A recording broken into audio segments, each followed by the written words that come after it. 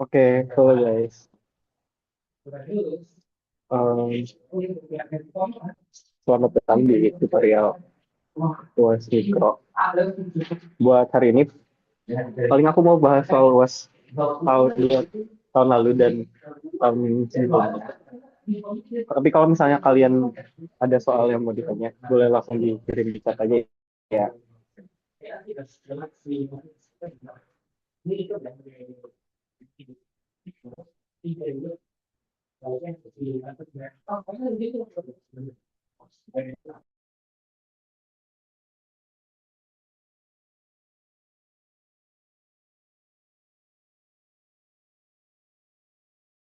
Oke, buat Mas boleh minta tolong izinin share screen nggak ya?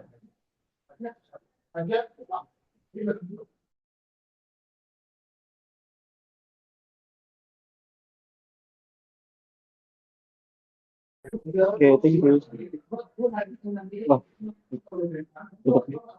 belum bisa.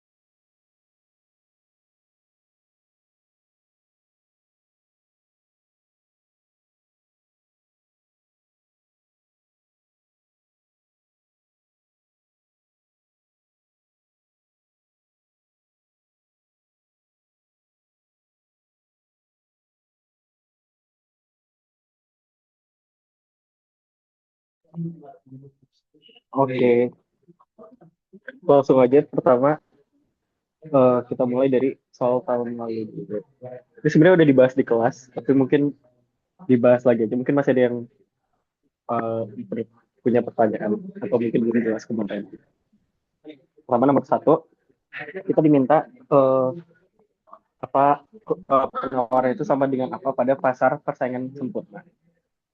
Nah, di sini ditulis juga kalau dia itu short run atau jangka pendek. Nah, di sini jawabannya adalah MC dengan perpotongan di atas AVC sampai ke atas. Nah, sebenarnya kalau ngejual itu kan harusnya di atas ATC. Cuman kalau di short run itu sebenarnya selama kita masih di atas AVC, kita tuh masih nge-produce, masih bisa menawarkan gitu. Makanya di sini dia tulisnya perpotongan dari AVC ke atas. Dan itu masih benar gitu. Meskipun technically kalau misalnya dia di atas AVC tapi di bawah ATC, dia tetap rugi jatuhnya. Cuman kalau di dalam short run dia tetap bakal ngejual. Kalau misalnya selama itu masih di atas AVC.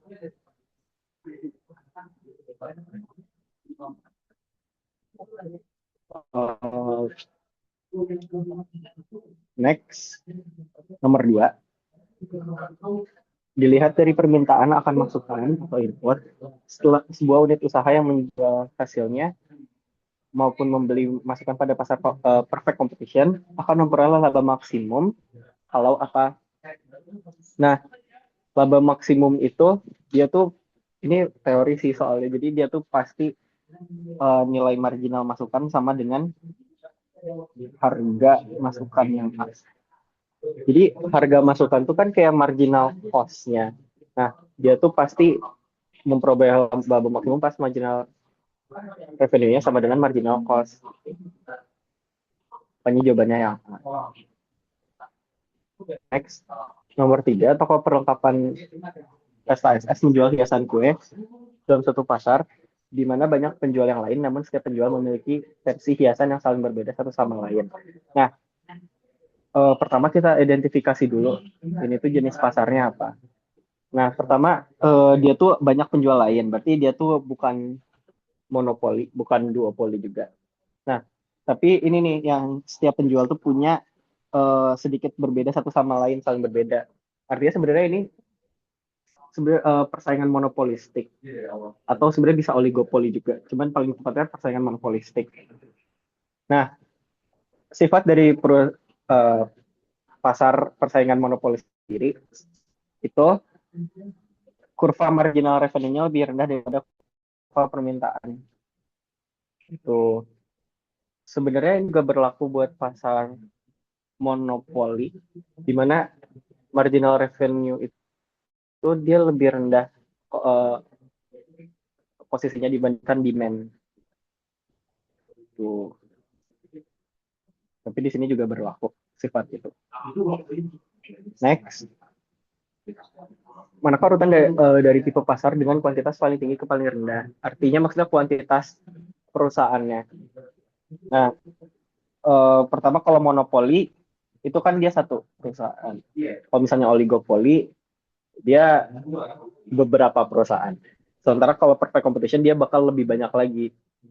Jadi kalau diurutin dari kuantitas paling tinggi ke rendah, itu jawabannya perfect competition, oligopoli, terus terakhir monopoli. Tuh. Nah, next nomor 5 tentang shutdown rule yang paling benar adalah, nah kalau shutdown rule sendiri itu tuh berlakunya di pasar short run atau jangka pendek. Nah, artinya apa? Karena dia short run, tadi kan di nomor 1 aku udah bilang kalau dia tuh bakal masih ngejual kalau dia di atas AVC. Nah, sementara kalau shutdown roll atau ya kalau misalnya harganya kurang dari AVC, dia nggak bakal ngeproduksi. Jadi jawabannya yang A.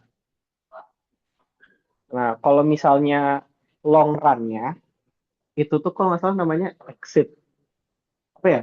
Keluar gitu, exit or something. Pokoknya kalau long run, itu kita bandinginnya pasti sama average total cost. Kalau misalnya harganya di bawah average total cost, dia secara long run bakal keluar dari industri itu. Tuh.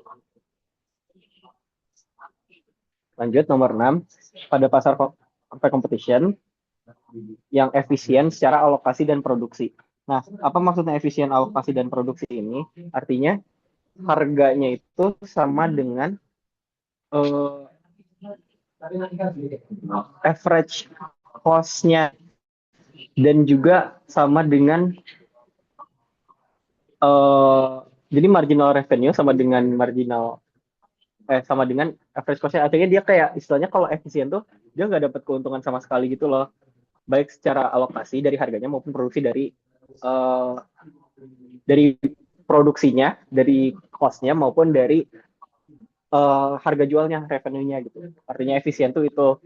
Nah, sesuai dengan definisinya, dengan penjelasannya tadi, dia tuh bakal mencapai equilibrium jangka panjang. Equilibrium itu artinya kan dia stabil, artinya lebih ke ya dia nggak dapat untung gitu. Seperti itu. Sebenarnya dalam jangka panjang, mau dia kondisinya apapun, dia tuh bakal tetap equilibrium. Kenapa? Karena kalau misalnya dalam short run-nya dia dapat untung, nanti bakal banyak perusahaan lain yang masuk. Terus jadinya karena supply-nya meningkat, jadinya harganya pasti turun. Jadinya secara jangka panjang semua perusahaan di perfect competition itu pasti nggak dapat keuntungan atau mencapai equilibrium jangka panjang. Next, nomor 7. Dalam pasar perfect competition, di mana suatu industri memiliki fungsi biaya menurun dalam jangka panjang. Artinya apa sih fungsi biaya yang menurun? Berarti cost dia buat ngebuat suatu produk itu bakal lebih kecil seiring berjalannya waktu. Berarti nanti kayak mungkin artinya adalah dia mungkin alatnya bakal lebih efisien dan pekerjanya mungkin lebih udah lebih jago juga. Jadinya dengan biaya yang dia keluarin sama, dia bakal ngasilin lebih banyak produk, sehingga artinya satu produk tuh biaya modalnya lebih sedikit. Itu artinya fungsi biaya menurun. Sekarang perusahaan mendapatkan keuntungan ekonomi, artinya dia dalam short run-nya dia surplus nih. Nah, maka pernyataan yang betul seperti yang tadi aku bilang, kalau misalnya dia untung, ntar dalam perfect competition pasti orang lain kayak iri gitu, bukan iri apa ya, kayak FOMO, akhirnya merasa bahwa dia juga bisa untung, akhirnya makin banyak perusahaan yang datang ke industri tersebut. Nah, jadi jumlah perusahaan dalam industrinya pasti akan meningkat, jadi antara B atau enggak yang C. Nah, tapi kita lihat bedanya apa, harga pasar akan menurun, iya, karena tadi fungsi biayanya menurun juga. Nah, marginal cost-nya bakal turun atau meningkat. Nah, sebenarnya karena overall biayanya turun, pasti marginal cost-nya juga turun. Kayak kalau kita lihat karena keseluruhannya turun, pasti jarak antara kuantitinya, kayak intinya marginal cost-nya juga bakal turun. Jadi jawabannya adalah yang D. Itu. Lanjut nomor 8, tujuan pengiklanan dalam perusahaan monopolistik. Nah, ini kan persaingannya monopolistik. uh, Artinya yang itu pasti salah karena dia sebenarnya udah nggak ada persaing lagi di situ. Terus menurunkan harga bahan baku salah juga karena bahan baku kan nggak ada hubungannya sama iklan, dia lebih ke produksinya. Nah, ini produksi pesaing juga salah karena dia monopoli. Oh, persaingan monopolistik. Sebenarnya karena monopolistik tuh dia tuh beda. Ada bedanya sedikit gitu ya. Jadi uh, iklan tuh bukan kayak buat membatasi produksi pesaing. Kita juga nggak bisa ngatur perusahaan itu bikin berapa kan. Membatasi produksi itu lebih ke perjanjian kolusi. Nah, yang nanti di soal selanjutnya. Nah, mempengaruhi harga juga enggak. Karena sebenarnya persaingan monopolistik itu yang nentuin harganya ya perusahaan itu sendiri. Jadi dia nggak perlu bikin iklan.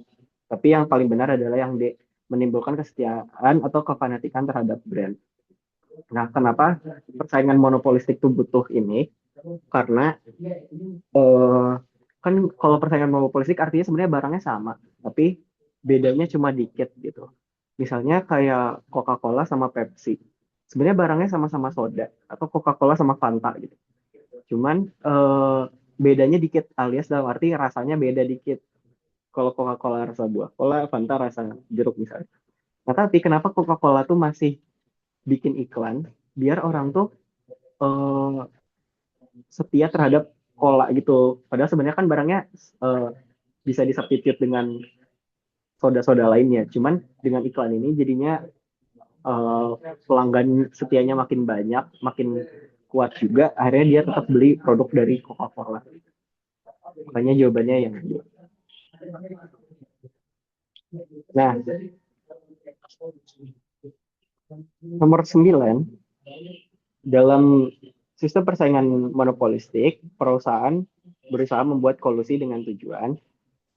Nah, eh,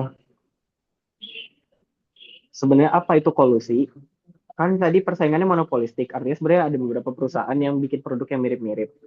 Cuman eh, sebetulnya kalau misalnya nggak dibatasin, eh, misalnya sebenarnya efisiensinya perusahaan A bikin setengahnya, misalnya dibutuhinnya 100, perusahaan A setengahnya, perusahaan B setengahnya, berarti perusahaan A bikin 50, B juga bikin 50. Tapi kalau misalnya dan misalnya untungnya jadinya tuh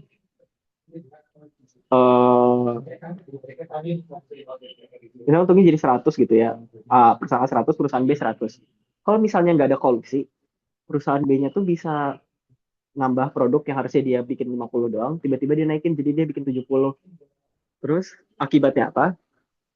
Karena supply-nya makin tinggi, harga barangnya tuh jadinya turun. Sehingga entah tuh perusahaan B dia dapat misalnya 120 untungnya.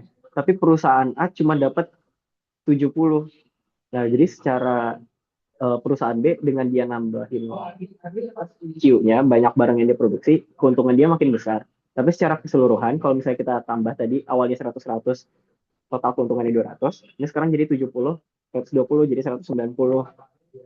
Nah, jadi kayak total keuntungan dari dua perusahaannya menurut yang terdampak siapa? Terdampaknya yang perusahaan enam barang yaitu perusahaan Adi. Makanya ada perjanjian kolusi. Nah, beban kemarin ibunya itu adalah membatasi output yang diproduksi. Karena itu emang apa yang di state dari perjanjian kolusi ini. Cuman sebenarnya eh, secara long run ya, harga itu juga benar. Kenapa? Karena di harga overall jadi tujuan utama, cuman itu lebih apa yang di state. Jadi tergantung tergantung ya kalian lebih percaya yang mana gitu. Jadi karena si ibunya tuh bilangnya A, cuman kalau dari aku sebenarnya yang D, lebih lebih tujuan utamanya yang D bukan yang A. Lanjut nomor 10. Ini ada pasang perfect competition. Harga barangnya 15. Berarti P-nya itu 15. Nah, kalau di pasar perfect competition price itu juga masuk ke MR, marginal revenue-nya. Jadi 15 kan kita lihat di sini. Ini harganya. Nah, ditanya keuntungan ekonomi dari perusahaan. Nah, eh, pertama kita cari tahu dulu berapa jumlah barang yang dijual sama perusahaan, yang diproduksi sama perusahaan itu. Cara lihatnya gimana? Rumusnya adalah MR sama dengan MC. Area kan sudah 15 ini. Kita cari titik potongnya sama MC, yaitu di sini. Itu tuh dia kita tarik ke bawah, artinya dia tuh bakal menjual barangnya sebanyak 21. Q-nya 21. Nah, terus abis itu kita bandingin sama average total cost-nya. Jadi sebenarnya kita mau tahu kan biaya produksi total barangnya berapa. Nah, total cost-nya sama dengan ATC dikali Q. Kita lihat ATC-nya berapa di quantity 21 ini. Kita lihat di sini 12. Berarti 12 kali 21. Eh, ya 12 kali 21. Hasilnya adalah 252. Ya. Terus kita juga butuh tahu total revenue-nya. Total revenue-nya price kali Q 15 kali 21. Hasilnya adalah 315. Udah deh, jadi keuntungan ekonominya tuh P sama dengan total revenue dikurang total cost. 315 dikurangnya 252. Hasilnya adalah 63. Tuh. Atau cara cepatnya bisa aja kayak kita lihat nih tinggi antara MC dan ATC-nya berapa? 3 kan. Langsung aja 3 kita kaliin 21 jadi 63 dapat. Gitu. Next ke soal yang esai. Uh,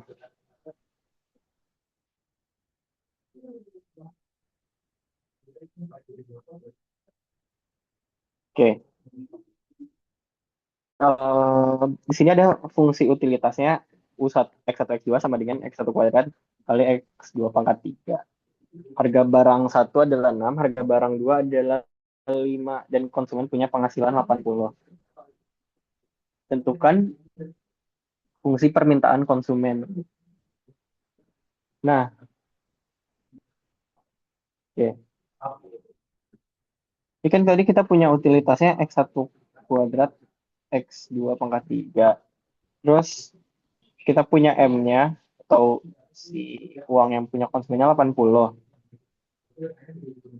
Terus tadi price-nya barang satu 6, harga barang 2-nya 5. Jadi P1 sama dengan 6, P2-nya 5. Terus, dah. Nah, kita tuh mau but, eh, tahu fungsi permintaannya. Jadi fungsi permintaan itu sama dengan berapa P gitu. Harusnya gitu. Nah, key-nya key dari Q1 sama P1. Nah, caranya adalah pastinya pakai Lagrange. Jadi Lagrange itu fungsi X1 fungsi utilitas ya, X1 kuadrat X2 pangkat 3 ditambah lambda dikali fungsi kendalanya. Fungsi kendalanya apa? Karena dia uangnya 80 dan harga barang 1 dan barang 2-nya 5. Berarti 80 dikurang 6x1 dikurang 5x2. Terus kita turunin dia terhadap x1. Jadinya 2x1 x2 pangkat 3 tambah dikurang 6 lambda. Ya. Terus kalau diturunin terhadap x2 3x1 kuadrat x2 pangkat 2 dikurang 5 lambda. Nah, kita kan pengennya dia sama dengan 0. Berarti sebenarnya karena atas dan bawah sama dengan 0, kita bisa tulis ulang kayak gini. 2x1 x2 pangkat 3 sama dengan 6 lambda. Kalau yang bawah 3x1 pangkat 2 x2 kuadrat sama dengan 5 lambda. Ini persamaan 1, yang bawah persamaan 2. Terus kita bagi persamaan 1 dengan persamaan 2. Jadinya 2x1 x2 pangkat 3 3x1 kuadrat x2 kuadrat sama dengan 6 lambda bagi 5 lambda. Kita coret yang bersesuaian jadi 2x2 bagi 3x1 sama dengan 6/5. Nah, artinya kalau misalnya kita mau jadiin x2 semuanya pindah ke atas jadi 9x1 bagi 10. Tuh. Nah, itu yang kita masukin ke atas ini. Jadinya 80 sama dengan 80 kurang 6x1 kurang 5x2. Fungsi pembatasnya tadi 80 sama dengan 6x1 tambah 5x2. X2-nya tadi udah dapat persamaannya, jadi 80 sama dengan 6x1 tambah 5 kali 9x1 bagi 10. 80-nya 6x1 tambah 9x1 per 2. 80 sama dengan 21x1 per 2.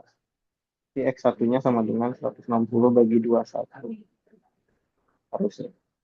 X2-nya sama dengan 9 kali 160 bagi 21 dibagi 10. Hasilnya 144 bagi 21. Tuh. Nah, itu sebenarnya jawaban dari yang detail untuk menentukan pilihan optimalnya. Nah, fungsi permintaan tuh sebenarnya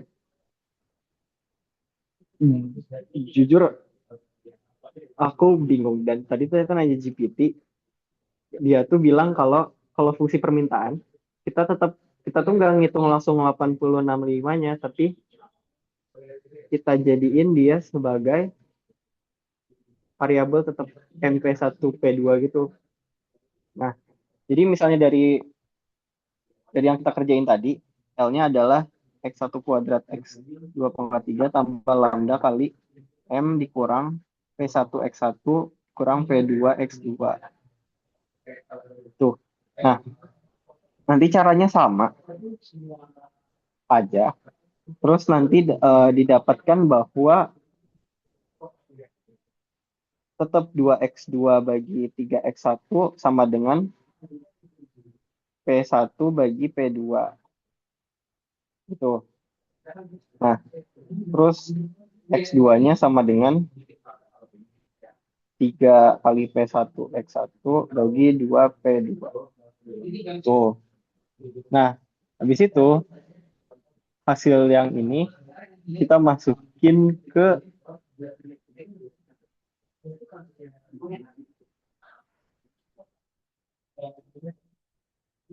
fungsi kendalanya gitu loh. Nah, kan tadi fungsi kendalanya P1X1 tambah P2X2 sama dengan M. Nah, terus kita substitusi X2-nya. Jadi P1X1 tambah P2 kali 3P1X1 per 2P2 sama dengan M. Ini bisa kita coret jadi 5 per 2 P1X1 sama dengan M. Jadinya X1 sama dengan 2M per 5P. P1. Ini fungsi permintaan X1. Kalau X2-nya adalah kita masukin ke yang atas tadi, X2 sama dengan 3P1 kali 2M per 5P1 bagi 2P2. Hasilnya adalah 3 per 5, 3M bagi 5P2. Ini jawabannya. Jadi fungsi permintaannya adalah perbandingan antara harga barang dengan kuantitas barangnya kan.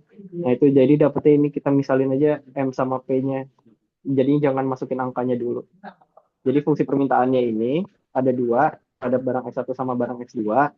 Terus optimalnya yang ini X1-nya adalah 160 bagi 21, X2-nya 144 bagi 21. Tuh. Lanjut. Nah, pemerintah menyediakan subsidi 1,5 per unit untuk barang dua. Tentukan uh, budget constraint yang baru. Dan tentukan kembali langkah mencari pilihan optimal yang baru. Nah, artinya apa kalau dia subsidi 1,5? Artinya barang dua dari harganya 5 dia turun jadi 3,5.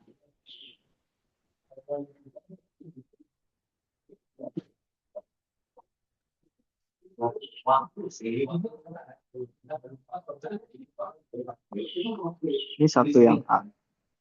Yang B-nya P2-nya itu berubah jadi 3,5. Nah, caranya sebenarnya kalau pakai Lagrange sama kayak yang atas tadi.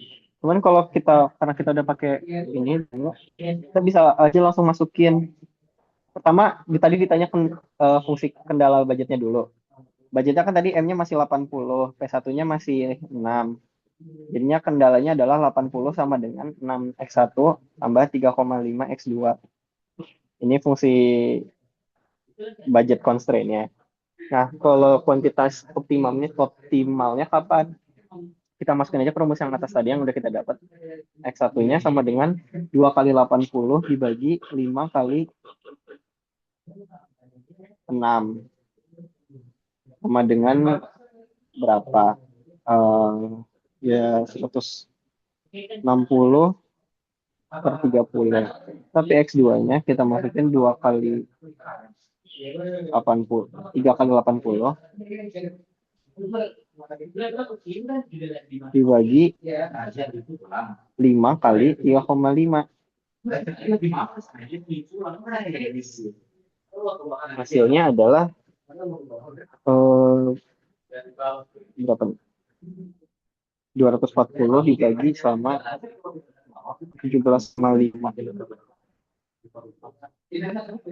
Gitu.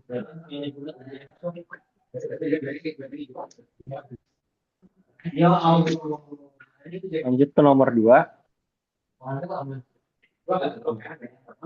Ini soal yang waktu itu dijadiin PR, bukan PR, latihan di kelas. Intinya ada permintaannya dua Q-nya sama dengan 22 kurang 3P. Sementara total cost-nya adalah 3 per 2 Q kuadrat tambah 5.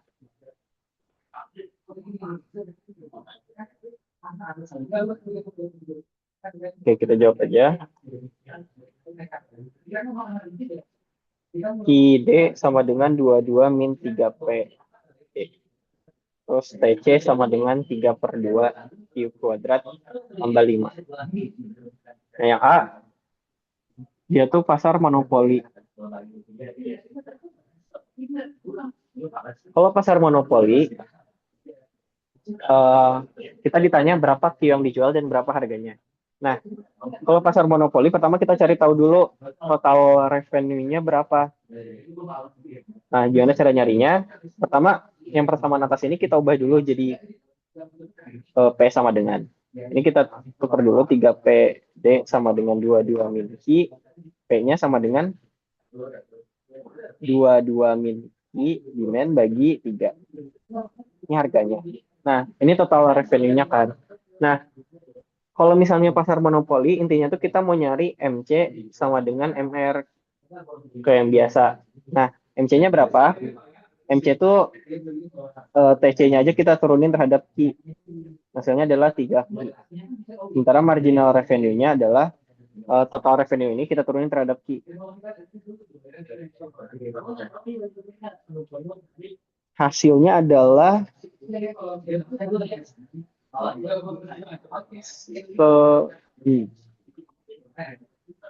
wait.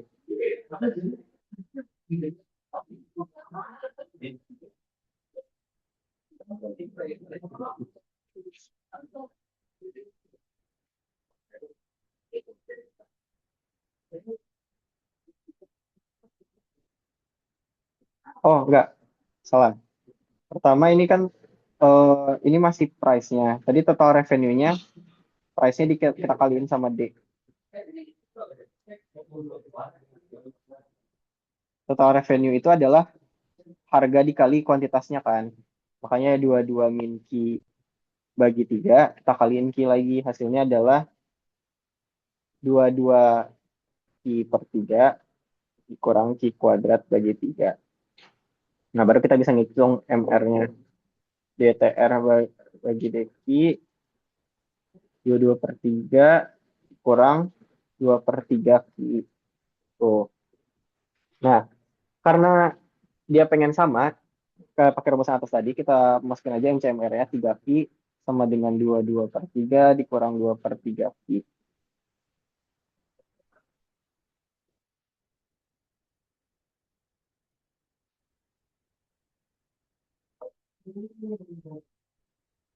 Oke,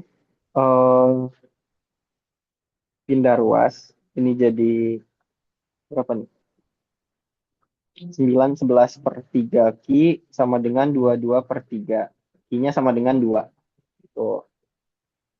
P-nya berapa? P-nya kita tinggal masukin aja ke rumus P di atas tadi. 22 dikurangi 2 bagi 3 sama dengan 20 per 3.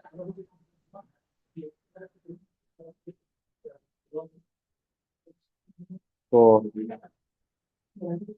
Lanjut yang D-nya ditanya,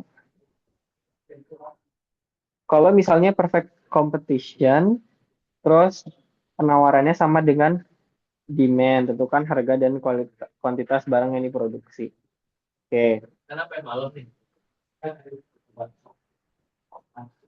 Pertama, tadi kan price-nya sama, 22 min QB bagi 3. Nah, tapi karena ini tuh dia perfect competition, artinya price-nya itu sama dengan marginal revenue-nya dari suatu barang. Tuh. Sementara MR-nya dia tetap tadi kita dapat 22 per 3 min 2 per 3 Q. Salah, MC-nya. Sorry. MC-nya kita dapat 3 Q. Nah, rumusnya masih sama kayak tadi, MR sama dengan MC. Jadinya 22 min QD bagi 3 sama dengan 3 Q. Ini Q-nya, D-nya bisa dapat. 22 min Q bagi 3 sama dengan 3 Q. 22 min Q sama dengan 9 Q. Q-nya 2,2. Tuh. P-nya, masukin ke rumus yang tadi lagi, 22 min 2,2 bagi 3 sama dengan 19,8 bagi 3. 6,6. Tuh.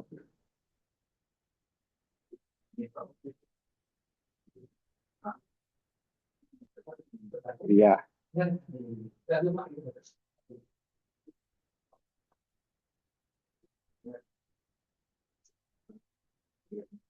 Udah. Itu kalau yang dia persaingannya kompetisi sempurna. Terus yang C, berdasarkan A, tentukan consumer surplus dan produsen surplusnya. Nah, ini sebenarnya diapalin aja dan lebih enak pakai diagram sebenarnya. Ada di PPT ini. Mungkin aku kirim.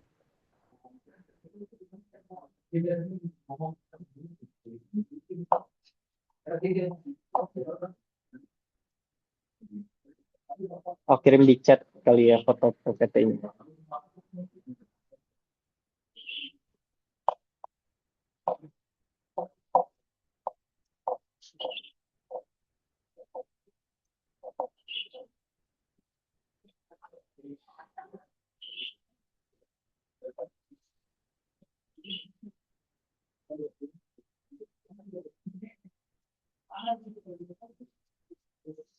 Nah, itu pertama kita hitung dulu. Tadi apa yang ditanya di C? Kalau misalnya dia monopoli. Nah, monopoli itu gampang sebenarnya. Tinggal lihat foto yang pertama. Pasar monopoli itu CS-nya, consumer surplus-nya adalah berapa key yang dijual, key untuk monopoli, dikali sama price maksimumnya, dikurangi price yang dijualnya, price monopolinya berapa. Nah, kan kita udah dapat tadi, key-nya tuh 2, key monopolinya 2. Terus price maksimumnya, lihatnya dari mana sih? Price maksimum, anggap aja kalau misalnya, ini kan 3PD sama dengan 22 miliki. Nah, maksimumnya berarti pastinya sama dengan 0. Jadi 22 per 3 jadinya. Kurangi price yang ditawarin di monopolinya 20 per 3. 2 kali 2 per 3, 2 kali 2 per 3 hasilnya 4 per 3. Ini consumer surplus. Ya. Kalau misalnya PS-nya, ini kita pakai trapesium. Jadi view yang dijual di monopolinya dikal, dikali setengah, terus dikali sama price monopolinya, ditambah price monopoli yang dikurangin sama MC saat KD. MC saat key monopoli. Nah, kita hitung dulu MC-nya berapa. Marginal cost-nya kan tadi rumusnya 3 key. Marginal cost-nya sama dengan 3 key. Yes. Nah, berarti MC saat IM di monopoli adalah 3 dikali 2 sama dengan 6. Ya, jadi habis itu tinggal kita masukin, jadi PS-nya sama dengan setengah kali 2 kali 20 per 3 tambah 20 per 3 dikurangi 6 sama dengan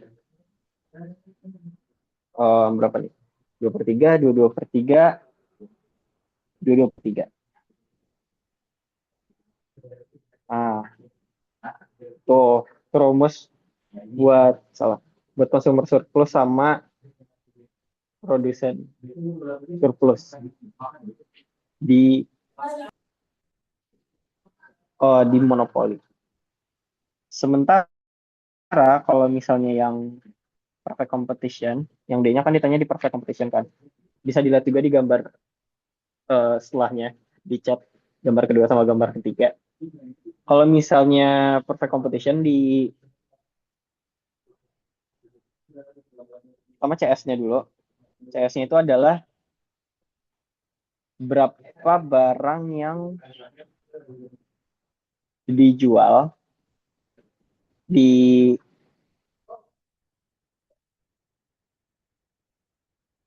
ya berapa barang yang dijual di perfect competition. Terus oh sorry, tadi yang ini harusnya dikali setengah, yang atas customer surplus-nya. Jadi ini kali setengah, setengah, hasilnya 2/3 karena segitiga. Nah, kalau yang bawah, dia juga setengah kali quantity si perfect competition-nya. Kita kali sama Pmax dikurangi P dari perfect competition-nya. Jadi overall kalau yang customer surplus, rumusnya itu sama aja antara monopoli sama perfect competition. Dia pokoknya setengah kali Q-nya yang dijual berapa, dikaliin sama Pmax dikurangi P yang dijual berapa. Ini setengah dikali yang dijual, di B tadi kita dapat 2,2. Pmax-nya masih sama, 22/3. Kurangi sama 6,6. Ini berapa ya? Coba kita hitung pakai kalkulator.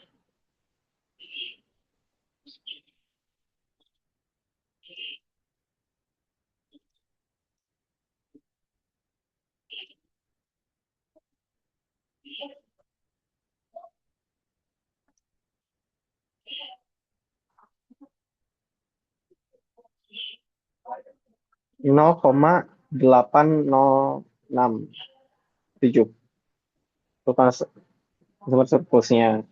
Kalau PS-nya itu dia agak ribet karena dia bentuknya aneh. Jadi, oke.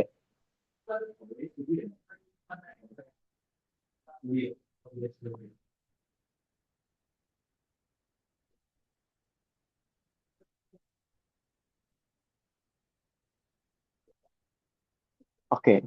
Kalau PS-nya adalah itu kan kita kalau dilihat bisa, kalau kalian lihat di gambar kayak ada kayak bentuk kotak di atasnya terus di bawahnya segitiga.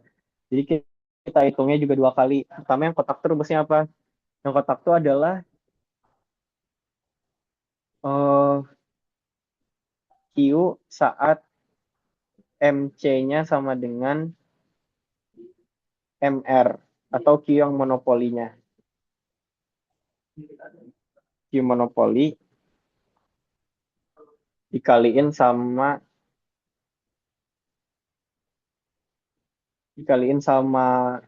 price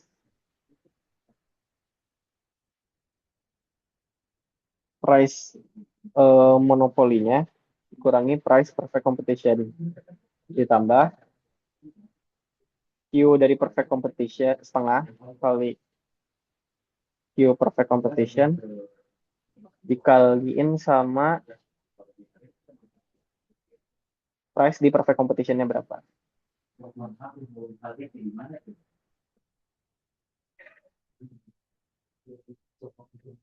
Oke, langsung aja. Q monopolinya tadi berapa? 2. Yes, 2 kali price monopolinya 20/3. Price perfect competition-nya 6,6. Tambah setengah kali quantity perfect competition-nya 2,2 kali price di perfect competition-nya ada 6,6.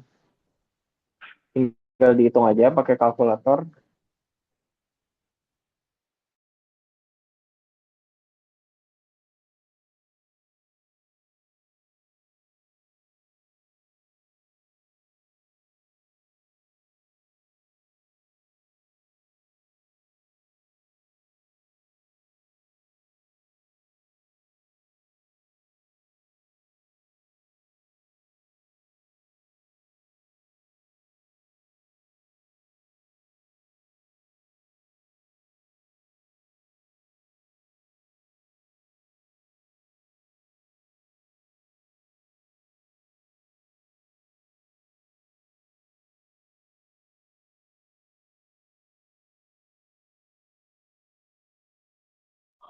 Oke, sorry.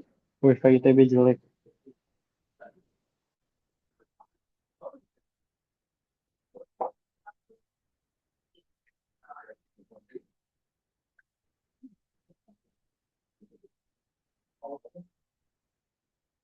Ya gitu. Cara buat ngitung PS dan CS-nya. Terakhir, yang E-nya ditanya, tentukan dead weight loss-nya berapa.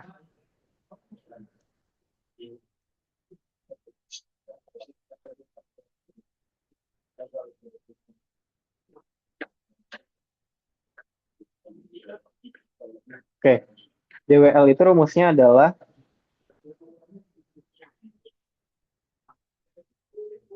0,5 dikali P monopoli dikurangi MC saat Q monopoli dikali Q perfect competition dikurangi Q monopoli. Itu rumusnya. Jadi 0,5 dikali price-nya pas monopoli 20/3 kurangi MC saat Q monopoli tadi sudah kita hitung 6 dikali Q perfect competition-nya 2,2 kurangi Q monopolinya 2. Terus udah dihitung aja. Dibagi 3 kurang 6.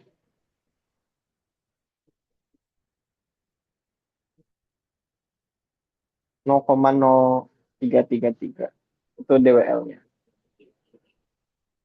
Gitu. Next, nomor 3.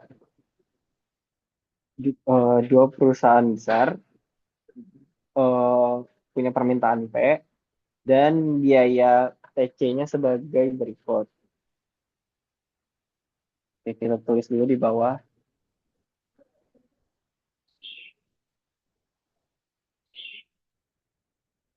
P-nya sama dengan 10 min 3 per 4 Q.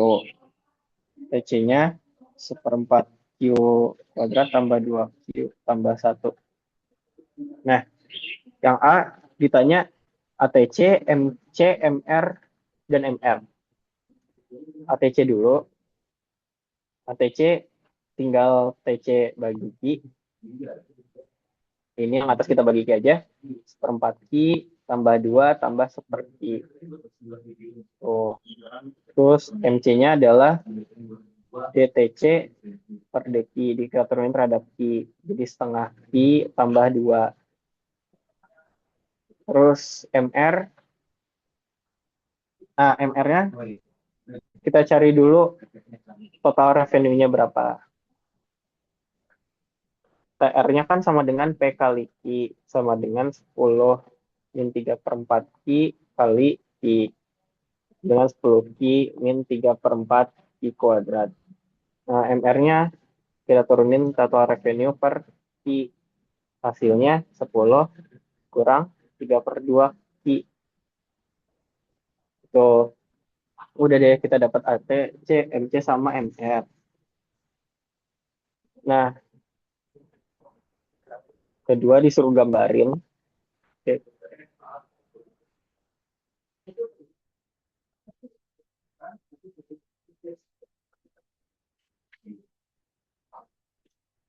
Gambarin ini kayak gambar grafik biasa aja. Pertama diminta P-nya kan. P-nya kan 10 min 3 per 4 Q. Yang atas yang bawah Q. Nah, pas Q-nya 0 dianya 10 kan. Misalnya anggap di sini 10. Terus pas P-nya 0 artinya Q-nya 40/3. Ya, anggap di sini 40/3. Itu. Nah, terus ATC-nya adalah ini ya ATC-nya paling kayak mungkin dihitung aja dia bentuknya gimana tapi pokoknya dia bentuknya pasti U aja ATC itu. Terus MC-nya MC-nya tuh bentuknya pasti awalnya naik, awalnya turun terus dia naik. Sementara MR dia tuh harusnya bentuknya gini. Jadi MR tuh selalu di bawah I karena dia tetap jadi 10 kan. Tapi pas P-nya 0, Q-nya berarti harus 20/3. Tuh. Mungkin ini grafiknya masih kasar, ntar dirapiin aja kayak gimana dia berpotongan eh, yang benar gitu. Oke, lanjut yang C, ditanya, tentukan harga dan kualitas yang ditentukan duopoli yang saling berkoordinasi tersebut dan hitung economic profit dan kuantitas untuk masing-masing perusahaan. Oke, jadi di sini asumsinya adalah TC yang dikasih itu adalah TC dari masing-masing perusahaan gitu ya.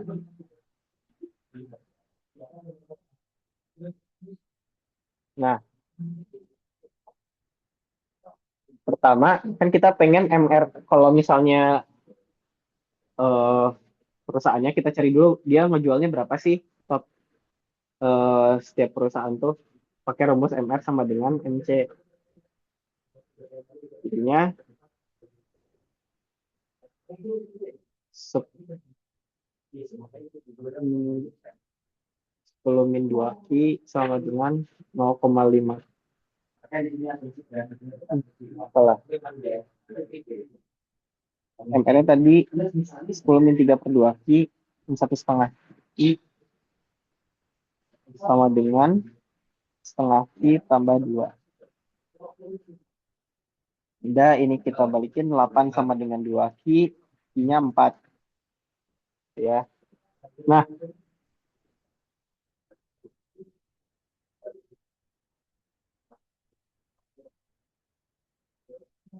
artinya artinya Q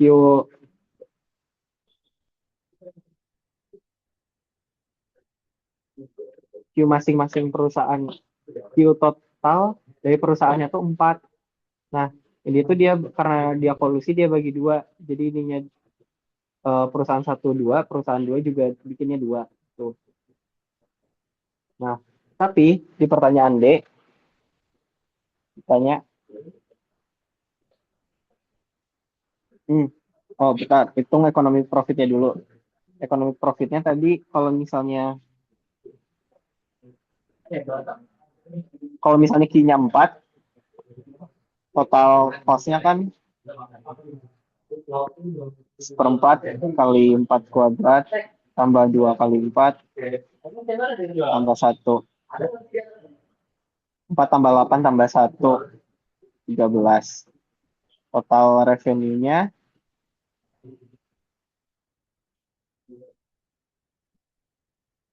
itu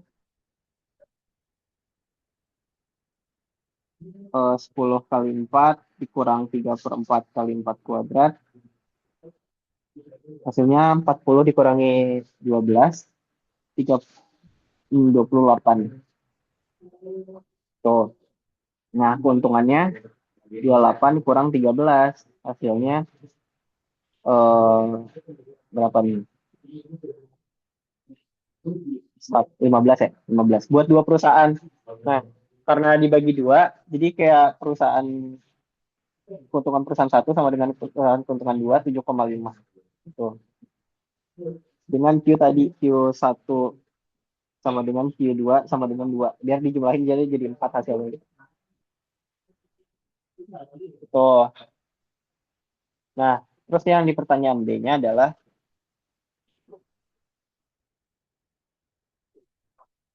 kalau misalnya satu perusahaan memutuskan untuk menambah kuantitas dua. Nah, artinya Q totalnya yang asalnya 4, dia berubah jadi 6. Karena berubah jadi 6, price-nya juga berubah. Dia jadi 10 dikurang 3/4 kali 6. Hasilnya adalah 9 per 2, 10 kurang 4,5, 5,5. Ini harga barunya. Nah, Oke. Pertama kita lihat dulu buat satu buat perusahaan ini kan jadinya Q satunya tuh dua, sementara Q2 misalnya anggap yang nambah tuh perusahaan nomor dua. Jadi Q satunya tetap dua, Q2-nya tetap empat. Nah, total revenue-nya untuk perusahaan satu Q kali P, satu kali P, dua kali 5,5 jadi 11. Sementara kalau di total revenue perusahaan kedua, 4 kali 5,5 jadi 22. Nah, terus kita lihat total cost-nya berapa. Total cost-nya kita masukin buat perusahaan satu, dia dua kan, jadi seperempat kali dua kuadrat.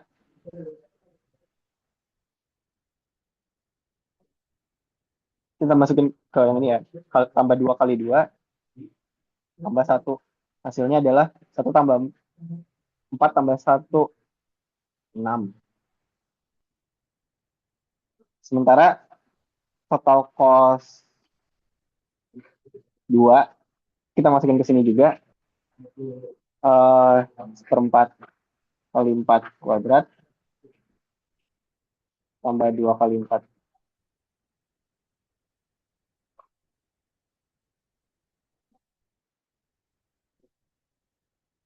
tambah satu. Satu tambah delapan, jadi 10. Nah, berarti keuntungan yang satu itu jadinya 11 kurang 6 sama dengan 5. Total revenue, sementara keuntungan perusahaan 2 sama dengan 22 dikurangi 10 sama dengan 12.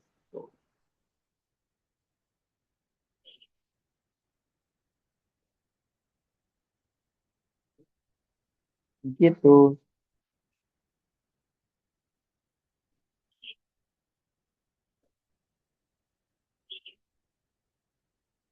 Yes.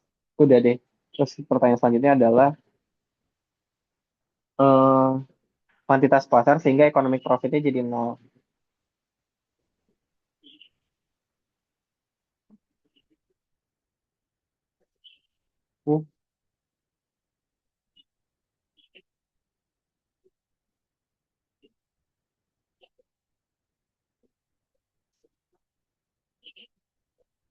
Oke. Kalau misalnya keuntungannya nol, artinya price-nya itu sama dengan average total cost. Jadi, price-nya tadi kita masukin 10 kurang 3 per 4 Q sama dengan seperempat tambah 2 tambah satu per Q. Dilihat dari sini aja. Di rumusnya kita masukin. Nah, terus eh, kita kali Q, 10 Q kurang 3 per 4 Q kuadrat sama dengan seperempat Q tambah 2 Q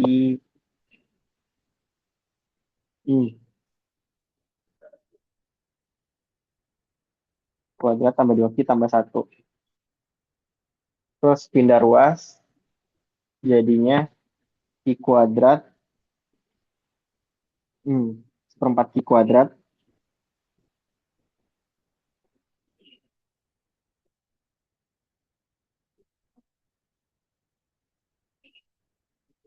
oh satu.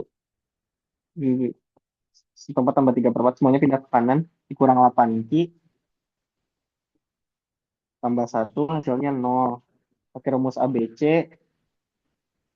ntar pokoknya dapat Q-nya itu sama dengan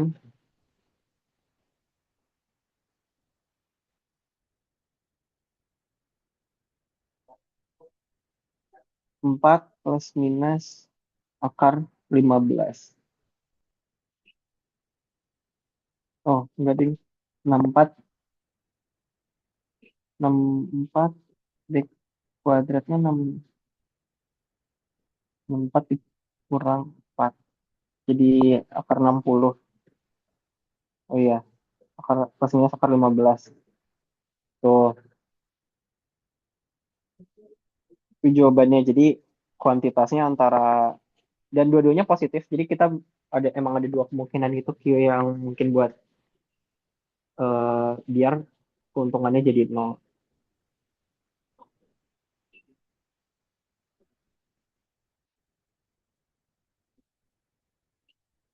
Oke, terakhir soal nomor 4. Kita langsung kerjain di soalnya aja. Adakah kesetimbangan Nash equilibrium pada keadaan di atas? Intinya ada tabel ini. Nah, cara nyarinya gimana? Sebenarnya Nash equilibrium itu intinya pada kondisi itu buat setiap perusahaan nggak ada, kalau misalnya dia pindah, nggak ada pilihan yang membuat dia lebih untung gitu. Nah, pertama kita kita analisa dulu eh, per keputusan. Nah, karena di sini keputusan A-nya lebih dikit dibanding keputusan B, jadi kita bagi kasusnya di A aja. Kalau A pilih I, B-nya bakal pilih apa? Nah, dari sini kita lihat mana sih keputusan yang paling optimal buat B.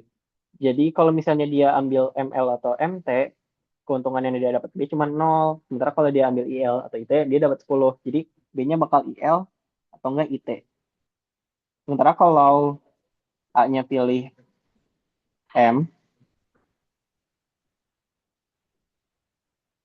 B-nya bakal pilih yang mana? Dia kalau misalnya pilih IL sama ML malah rugi. Jadinya dia lebih baik pilih IT atau enggak MT.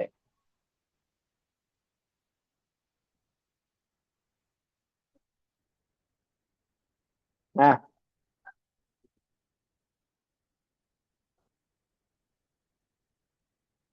oke, habis itu kita lihat di sini dari setiap pilihan B yang ada ini, kita tinjau lagi. Kalau B pilih IL, antara atas atau bawah kan, dia antara A-nya pasti pilih I, karena 40 lebih gede daripada 38. Jadi A bakal pilih I. Kalau B pilih M, I, T, sorry, A-nya pilih M. Kalau B pilih ML, A-nya bakal pilih I. Terus kalau B pilih MT, A-nya bakal pilih I juga. Nah, setelah kita analisa ini, yang perlu kita lakukan buat nentuin Nash equilibrium adalah mana yang mereka tuh punya pasangan di satu sama lain strateginya. Jadi di sini kayak kalau A pilih I, B-nya pilih L. Kalau B-nya pilih L, A-nya pilih I juga nggak? Iya. Jadi I, IL tuh satu Nash equilibrium. Terus kalau A-nya pilih I, B-nya pilih IT. Tapi kalau B-nya pilih IT, A-nya pilih M. Jadinya beda kan nggak match. Jadi kita skip. Lanjut kalau A pilih M, B-nya pilih IT. Kalau B-nya pilih IT, A-nya pilih M. Jadi ini juga masuk ke Nash equilibrium M, IT. Terakhir kalau A-nya pilih M, B-nya pilih MT. Tapi kalau B-nya pilih MT, A-nya bakal pilih I. Jadi itu bukan Nash equilibrium. Nah, jadi di sini tuh ada dua titik Nash equilibrium di mana di IL ini sama MIT. Artinya apa sih? Jadi misalkan kita ambil titik yang ini ya, MIT ini. Keuntungan A-nya dapat 43, B-nya tuh nggak dapat keuntungan. Nah, tapi A-nya tuh dia nggak akan pindah ke I, karena kalau misalnya dia pindah pilihan ke I, keuntungan dia malah berkurang sebesar 3 jadi 40. Nah, jadi A-nya bakal stay di situ. Nah, B-nya juga bakal stay, karena kalau misalnya dia malah pilih IL atau ML, dia malah jadi rugi. Sementara kalau dia pilih MT, nggak ada gunanya juga, jadi B nggak akan milih itu gitu. Makanya kenapa equilibrium? Karena perusahaannya nggak ada yang bakal loncat ke keputusan yang lainnya. Tuh. Terus yang B, keuntungan optimum yang dapat diperoleh oleh pasar. Nah, kalau keuntungan optimum, kita nggak mikirin Nash equilibrium lagi, tapi kita lihat secara keseluruhan, mana sih yang total keuntungannya paling gede. Simpelnya tinggal kita jumlahin aja. Dapat yang paling gede ya pas dia 80 tambah 0, keuntungan pasarnya ada 80 gitu. Jadi sebenarnya industrinya tuh bakal untung banget kalau misalnya keputusannya yang ini, tapi ini tuh bukan Nash equilibrium gitu. Overall itu buat soal tahun lalu. Adakah yang mau ditanya terlebih dahulu?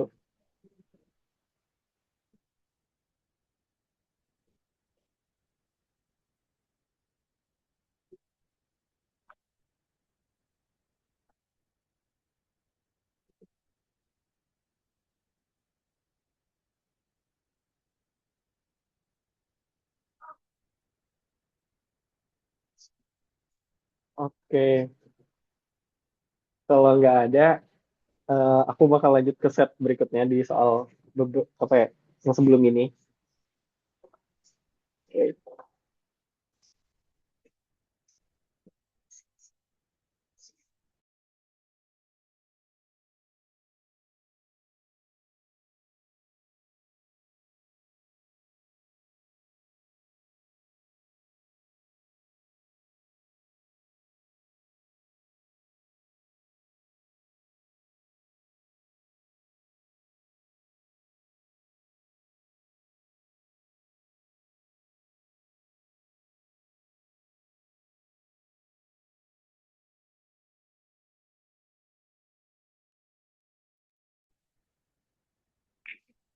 Oke, ini soal yang 2001, 2021, 2022. Oke, nomor satu, apa tujuan campur tangan pemerintah untuk memperbaiki sistem pasar bebas? Kayak sebaca aku pasar bebas ya intinya sebebas mungkin kayak nentuin harganya dan kayak tenaga kerjanya itu eh, nggak ada campur tangan dari pemerintah. Kayak kayak bebas lah mau ngapain gitu. Nah, sementara kenapa pemerintah akhirnya campur tangan? Kita lihat yang paling benar adalah yang B sebetulnya. Kenapa? Ya biar pendapatan masyarakatnya lebih adil alias kayak biar nggak ada monopoli, eh, biar nggak persaing, biar apa ya, nggak monopoli jatuhnya dan gitu-gitu. Terus kita bahas kenapa yang lain salah. Kalau yang A, eh, sebenarnya justru dengan intervensi pemerintah, suatu perusahaan tuh nggak efisien. Kenapa? Karena perusahaan tuh pasti nature-nya mencari keuntungan setinggi-tingginya. Jadi kalau di pasar bebas dia pasti udah ada cara yang eh, profitnya maksimum banget. Jadi yang A ini salah. Justru dengan adanya campur tangan pemerintah, produksinya jadi nggak efisien. Terus yang C buat nambah pajak, sebenarnya enggak karena caranya bukan itu kayak cara nambah pajak. Kalau nambah pajak sebenarnya pemerintah bisa aja nambah kayak nyuruh eh, perusahaannya buat ngegedein pajaknya gitu buat nagihin pajak perusahaan bukan ngatur supply demand dari pasar bebasnya. Terus yang D, eh, diskriminasi penggunaan tenaga kerja kayaknya nggak sejauh itu. Jadi nggak, pemerintah nggak ngatur itu, bukan bukan ngatur tenaga kerjanya. Dan terakhir,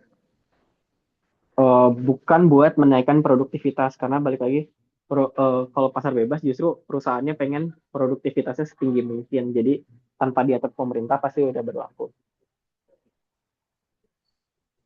Next, eh, pernyataan yang benar tentang persaingan monopoli, eh persaingan monopoli dan monopoli itu sendiri. Yang benar adalah yang D. Kedua pasar dapat menentukan harga sesuai keinginan. Itu yang membedakan monopoli dan pasar yang lain sebenarnya. Kalau misalnya pasar perfect competition, harganya kan ditentuin sama pasar. Sementara kalau monopolistik ya bisa ditentuin sama perusahaan itu sendiri gitu. Nah, kalau yang A itu salah karena yang satu perusahaan itu cuma monopoli doang, bukan persaingan monopolistik. Kalau yang B, memiliki kelebihan kapasitas dalam jangka panjang justru enggak. Karena justru kalau monopoli, kalau monopoli kapasitasnya disedikitin gitu. Yang C, memiliki halangan untuk memasuki pasar. eh Iya sih sebenarnya yang C itu benar, tapi C itu sebenarnya lebih ke yang monopoli doang. Karena eh, ya kenapa dia bisa monopoli, artinya nggak ada perusahaan lain yang bisa masuk ke industri itu. Sementara kalau yang F, kedua pasar sedikit pembeli, justru setiap pasar kalau sedikit pembelinya nggak akan jadi pasar. Jadi kayak sebenarnya untuk setiap jenis pasar pasti pembelinya banyak gitu. Jenis pasar itu cuma ditentukan sama banyak penjual bukan banyak pembeli. Gitu. Nomor tiga, ini ada grafik pasar kompetisi sempurna. Perusahaan lain tidak perusahaan lain itu nggak akan dapat insentif untuk masuk atau keluar dari pasar ini apabila. Nah, kalau misalnya dia tuh nggak, artinya nggak ada yang masuk dan keluar kan artinya dia di equilibrium.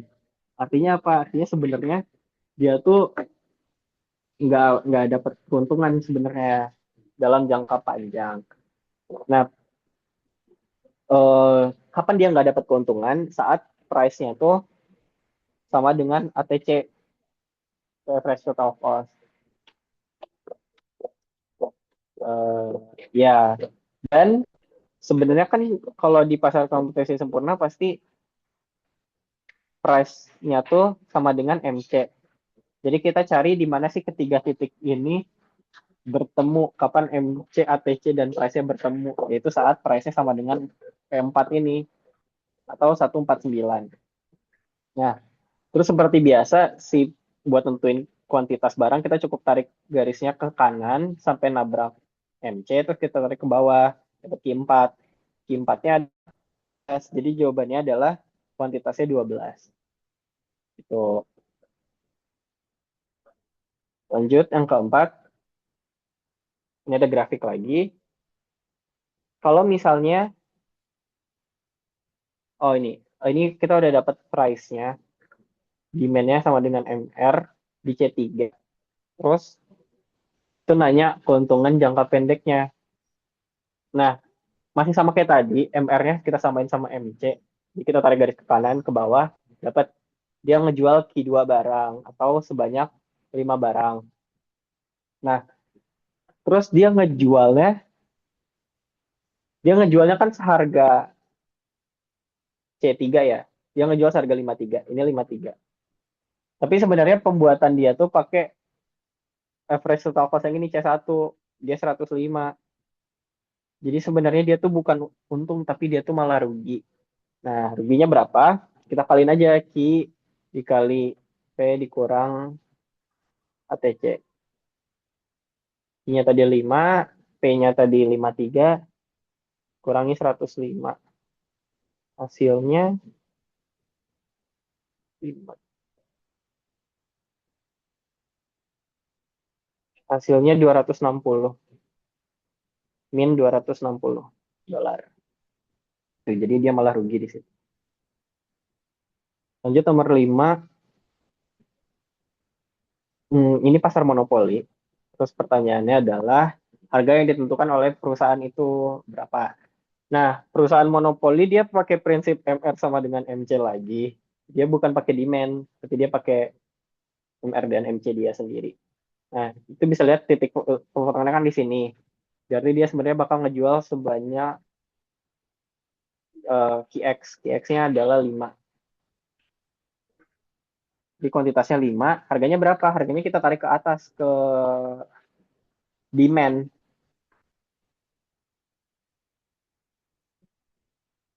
Ke demand sini didapat PC.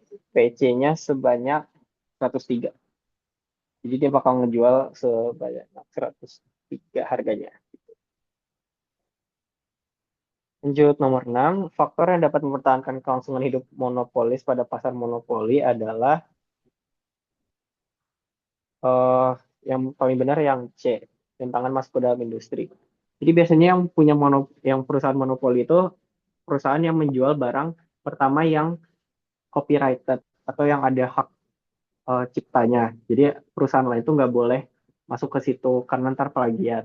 Atau perusahaan yang ngejual barang tuh emang langka gitu. Mungkin misalnya apa ya, teknologi baru misalnya HP HP baru yang orang lain tuh belum pernah bisa bikin, atau kayak apa ya, misal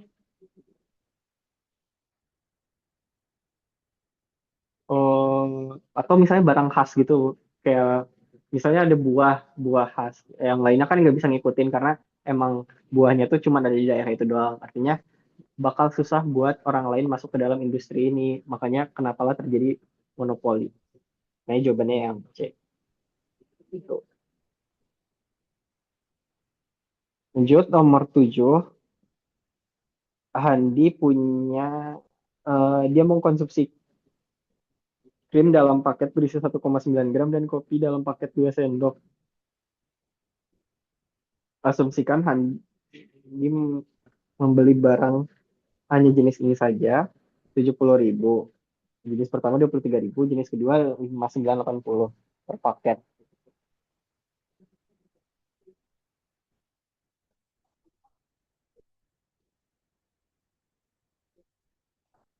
Oke,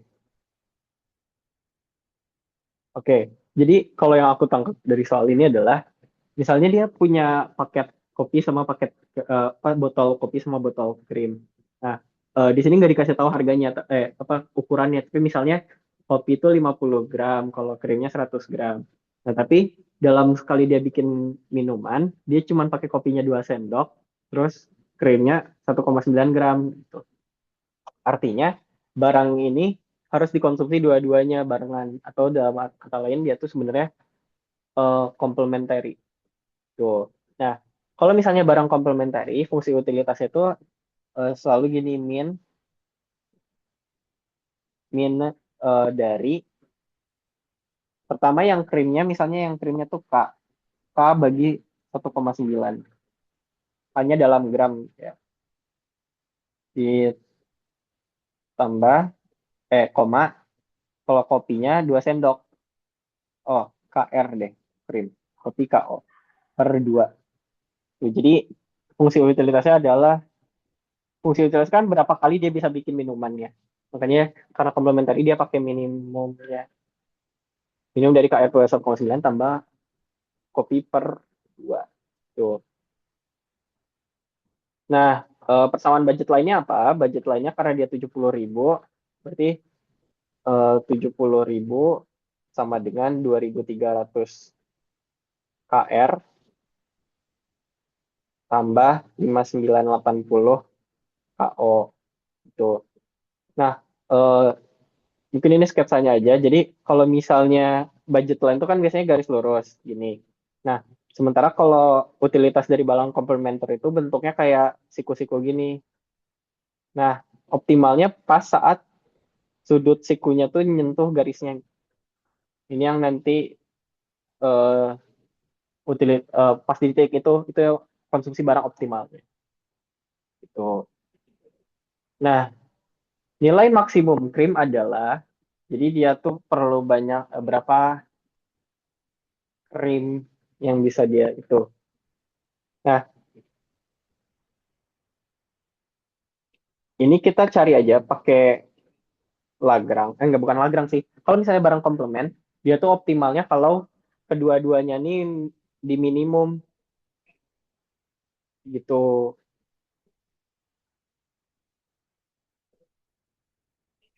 Terus artinya kita pengennya tuh KR per 1,9 sama dengan KO per 2.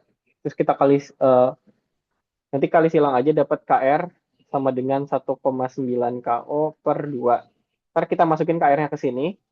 Ntar dapat dia beli KR-nya berapa, beli KO-nya berapa. Itu yang jawaban dari krimnya. Sementara nilai maksimum fungsibilitasnya kita masukin KR KO-nya ke fungsi minimum ini buat dapat. Mungkin kita coba aja.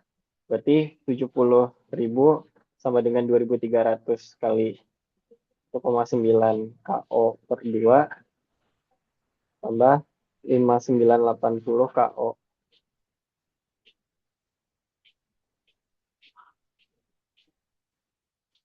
Terus 2.700 kali 1.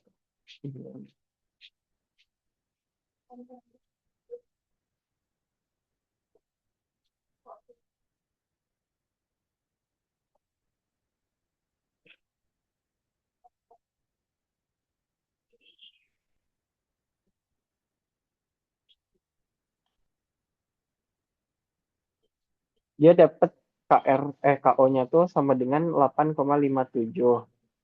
Terus KR-nya sama dengan 1,9 kali 1,57 bagi 2. 8,57.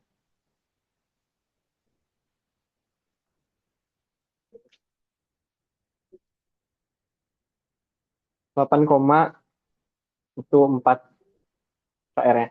Berarti KR-nya tadi maksimum primnya 8,14, maksimum utilitasnya oke ini tadi 8,14 bagi 1,9, 4,2, 4,28. Tuh. Yang 8 caranya sama, cuman bedanya adalah dia itu kan sama-sama beras, cuman ada yang beras yang 4 kilo sama 1,5 kilo.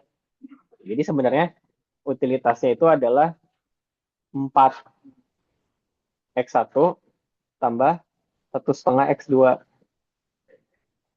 Tuh, ini kan kayak sama aja kan, kayak kalau barang X1 ntar dapatnya 4 kilo, kalau beli barang 2 ntar dapatnya 1,5 kilo gitu.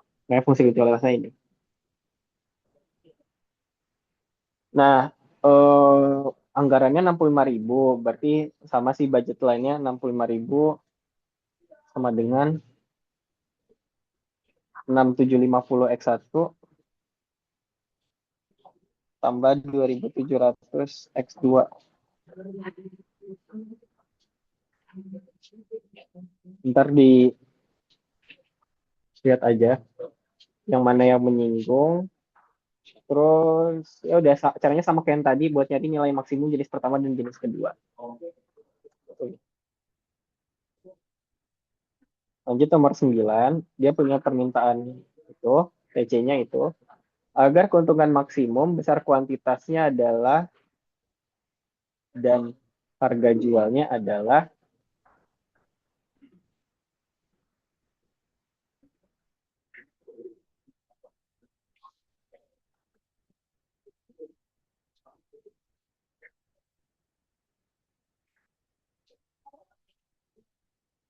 oke.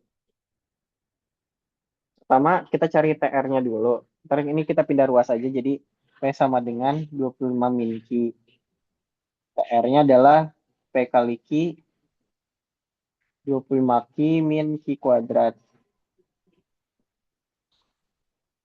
Nah, marginal revenue-nya kita turunin aja.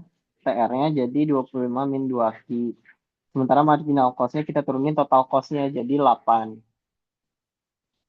Nah, maksimum profit-nya ya MR sama dengan MC. Jadi MR sama dengan MC 25 min 2Q sama dengan 8Q-nya 8,5. P-nya kita masukin ke atas ini 20 apa 25 min Q jadinya 16,5. Tuh.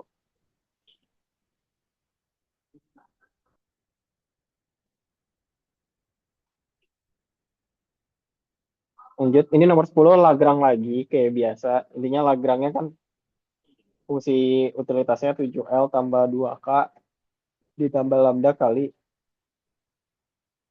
254 min 26L pangkat 0,3 kali K pangkat 0,7.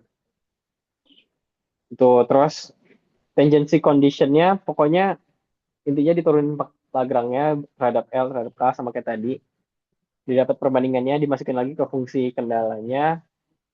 Pokoknya nanti didapat L-nya 6, K-nya 49. Gitu. Lanjut, ini kita punya tabel produk. Pertama X1, produksi marginal tinggal kita kurangin produksi ini, 129 kurang 84. Hasilnya adalah berapa tuh? 6, 5, 45 ya. 45 tapi dibagi 5, jadi X1-nya 9. Terus rata-rata produksinya tinggal ini 176 kita bagi 20, 8,8. Variable cost-nya berapa? Variable cost-nya adalah kan gajinya 86. 86 kali jumlah pekerjanya 10 jadi 860. Terus marginal cost-nya berapa? Marginal cost-nya eh marginal cost-nya pertama kita cari dulu ini variable cost di sini berapa. Dia 86 kali 20, 1720.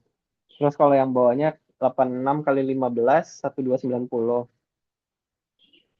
Nah, biaya marginalnya tinggal 170 kurang 1720 kurang 1290, 430 dibagi sama selisih produksinya berapa? 176 kurang 129 dapat 9,15. Nah, terus terakhir average variable cost-nya tinggal ini. Kita cari dulu 86 dikali 25, 2150. Dibagi sama jumlah produksi totalnya. 2150 bagi 186 dapat 11,5. Itu tinggal kita masukin aja ke sini. Besar keuntungan bila barang harga barangnya segitu adalah, nah ini tuh perlu kita cari dulu biaya marginal, perlu kita lengkapi dulu biaya marginalnya. Karena ini baru 9,15, biasanya dia ke bawah lagi biar dapat 3,75. Kan tadi kita tuh pengennya MC P-nya sama dengan MC kan. Makanya kita cari dulu MC yang 53,75 ini pas kuantitas barangnya berapa. Nah, ini tuh ntar kalau misalnya dilanjutin, ini 2580. Nah, ini jadi 43, ini 53,75. Jadi pas sama yang harga price-nya. Nah, artinya dia ngejualnya bakal 194 barang.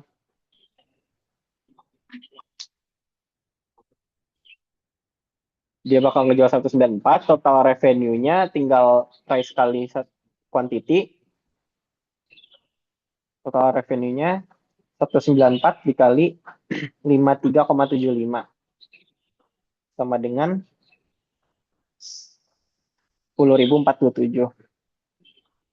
Nah, total cost-nya berapa? Di sini karena nggak ada fixed cost, jadi anggap aja bahwa semuanya itu ada di variable cost-nya.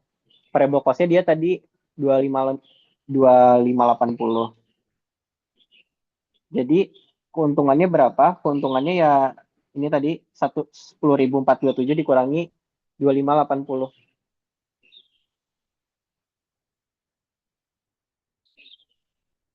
TR min TC sama dengan dapat hasil 7847.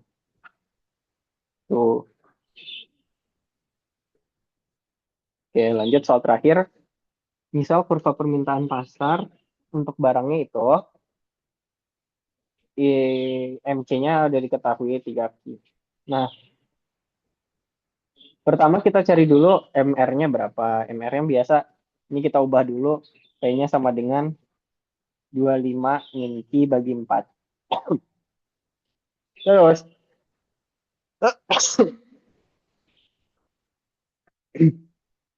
total revenue-nya P kali Q, yang ini dikali Q 25 per 4 Q kurang Q kuadrat bagi 4.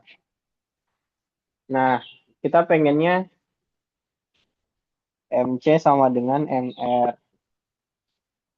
3Q sama dengan, ini TR-nya kita turunin terhadap Q, 25 per 4 kurang Q per 2.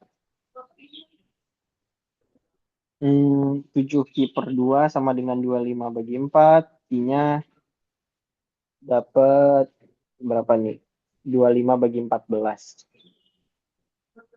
Ya, terus P-nya berapa? P-nya adalah tadi 25 dikurangi 25 bagi 14 dibagi 4. Hasilnya sekian. Bentar, kita hitung dulu.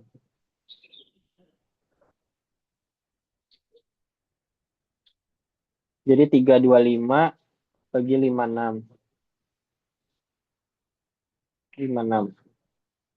Terus yang kedua, tadi nilai surplus konsumen, CS ya, sama dengan masih kayak tadi rumusnya Q monopoli kali P max kurangi P monopoli. Setengah kali 25/4,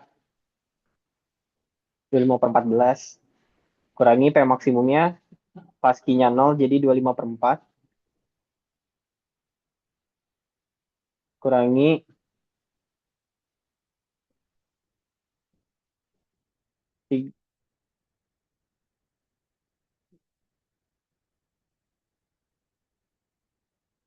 325/56. Hasilnya tuh 625 bagi 1568. Ya, terus kalau PS-nya,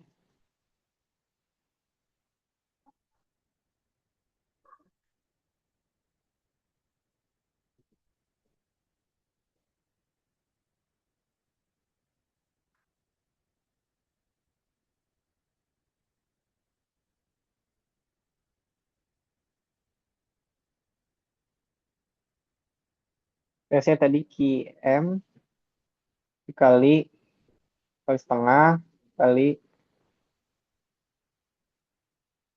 PM kurangi MC saat QM. Setengah dikali 25 bagi 14 kali 325 bagi 56 kurangi, karena MC-nya tadi 3 pi rumusnya, jadi 3 kali 25 bagi 14. Hasilnya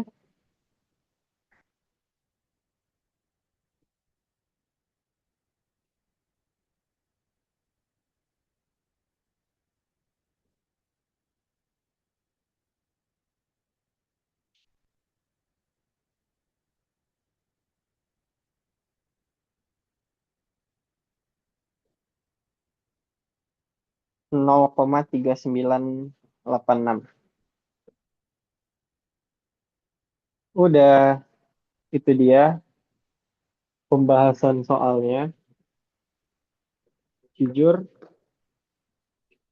hmm, adakah yang mau bertanya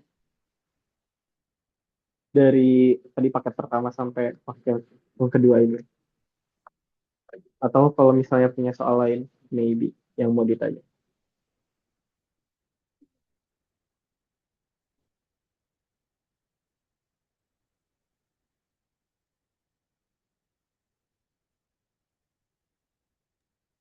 Audrey nanti catatannya boleh di-share gak apa gimana?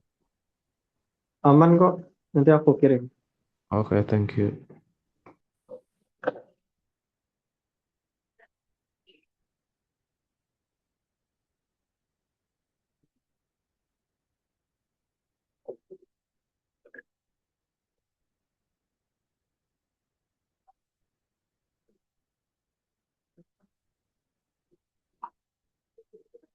Oke, aku tunggu mungkin 2 menit kali ya, sampai 17.08 kalau ada yang mau nanya.